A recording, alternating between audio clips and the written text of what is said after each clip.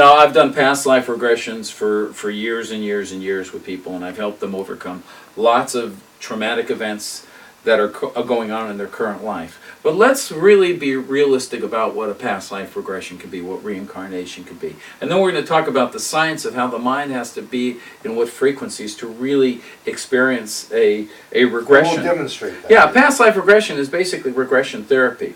The difference between past life and early age regression is in early age regression, you're taking back to somebody to an impacted event in their childhood and helping them remove the negative emotional activity that occurred in that event. Like if someone was physically abused or mentally abused or things like that. Now, a past life regression, folks, can be a number of things. And this is important that we need to understand this scientifically. Not everybody might be at the same spiritual level. So let's look at this as a science of what could reincarnation or past life regression be. Number one, it could be real. It could be somebody really has lived in a past. They've come back here to Earth to make some positive changes in their life and maybe some contributions in the world. But something occurred traumatically in a past life that has affected their current life. Someone might have a fear of water. Or I worked with a woman on a TV show, Beyond, with James Van Praagh. Her whole life she had a fear of being stabbed in the back of the head by a man and killed. It lowered her whole quality of life. She wouldn't date anybody. She was intelligent. She was articulate. This was on this NBC TV show, Beyond, with the psychic James Van Praagh. I spoke to her. She didn't think past life regression or reincarnation was real. It was kind of against her religious beliefs. She didn't even think she could be hypnotized. Didn't even think hypnosis was real. But I was able to get her into a very low brainwave frequency state, enabling me to do a past life regression. The difference from a conscious state to a receptive state of subconscious receptibility, which we'll talk about scientifically. The experience she had, the images that she saw were very traumatic to her. She let these emotions out, so she released what we might call repressed emotion, and she was free of this fear of being killed because it related to something that occurred in her past life. Whether it was it real, was it imagined, was it a metaphor? It's not up to me to determine. Did it help her and give her a freedom in her life? Absolutely. Well, it sounds like it. Yeah, so a past life regression could be a number of things. Let's look at this as kind of like a scientific exploration into a spiritual belief we call reincarnation. Okay? Past life regression, it could be real. Someone could have actually lived before. But it's actually, whether it's real or not, it's real to the individual. Exactly. But let's continue here, Bradley. Let's talk about this, for example. Number one, it could be a real past life, somebody who's lived before. Number two, it could be pure imagination. We're not going to say that everybody's lived before. It could be pure stimulated imagination induced through the hypnotist, hypnotherapist, or the regression therapist. It could be a metaphor. It could be symbolic, a story that gets created from the subconscious relating to something that somebody cannot see or remember or does not want to remember. So it could be a metaphor, a story, basically. Okay? Right. Those are three things. Number four, this is something that, again, with scientific neurological research, maybe we'll be able to prove one day. It could be that when you're in this low brainwave frequency state and the conscious is not active, but that subconscious, which is the spiritual part of our inner part of our mind, might be like a receiver, like on a radio, opened up to a certain frequency. Maybe you're tuning in somebody from the astral world, the spiritual world, or a life that might not be you, but it's getting received through you. We call that channeling.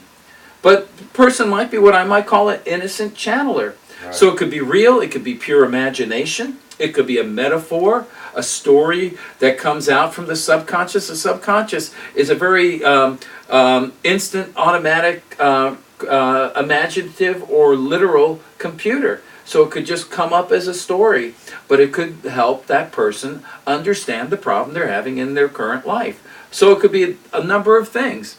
I've done thousands of past life regressions, and I'll tell you, I've experienced basically all of those. I do believe some people have lived before. That was the reason also for writing this book. In the book, the first chapter, I talk about a doctor, Frank Rubio. This was a student that went to my hypnotherapy training course, and he didn't really believe in past lives, never thought about it before. I did a group induction on the students, and I took them to past lives just to experience it. Whether it was real or imagination, it's a wonderful tool to help remove an emotional trauma or negative emotional activity or a habit or pattern in their current life. So that's what I use it for, that tool. He went back and he was in New York in an ER center, emergency room as a surgeon, and he was Dr. Frank Rubio, and he was working on a patient.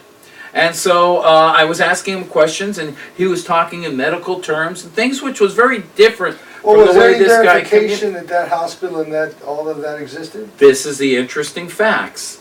After I woke the young man up, and he talked about this experience, and it explained the reason why in his current life he wears scrubs to sleep at night, why he was afraid as a child to go into hospitals, and he'd run away if he got injured, why as an adult he worked as a security officer in hospitals and medical doctors.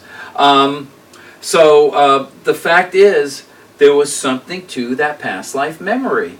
And from him learning about this and understanding it, and realizing now that he's in the field of hypnotherapy to help people, that part of his mission was to come back and help people. What was your question? The question was there verification that there was that hospital? Interesting you mentioned that. Thank you for reminding me on that. Absolutely. That was called King Drew Medical Hospital. Kings County. Kings County Medical Hospital. I think it was either in Brooklyn or somewhere in New York. Staten Island, maybe? It was Kings County Medical Hospital. We'll have to edit this. Yes. He said it was Kings County Medical Hospital in Staten Island in New York.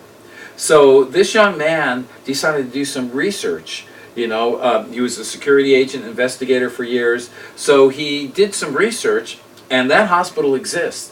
We did some research on the internet and found that hospital, found the ER room.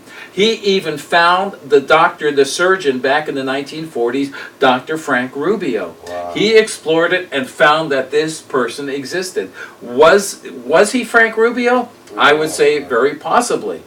But the fact is, it explains some of the reasons why as a child he was afraid to go into hospitals. Why, you know, he was working on people. He tried to do the best he could. So to put it into a paragraph or two, just a short paragraph or two, what is the best scientific evidence that there is reincarnation? The best scientific evidence that there is reincarnation is the fact that there has been research done many times with people who have had a regression, and they found those people who existed. And these were not famous people in history books. Right. These were everyday people like me and you. I hypnotized a young man, and in a past life, his plane went down in World War II. He gave me the serial numbers of his plane, his serial numbers. He gave me the city and street and the address where he lived. He researched it and found that person that lived in Marysville.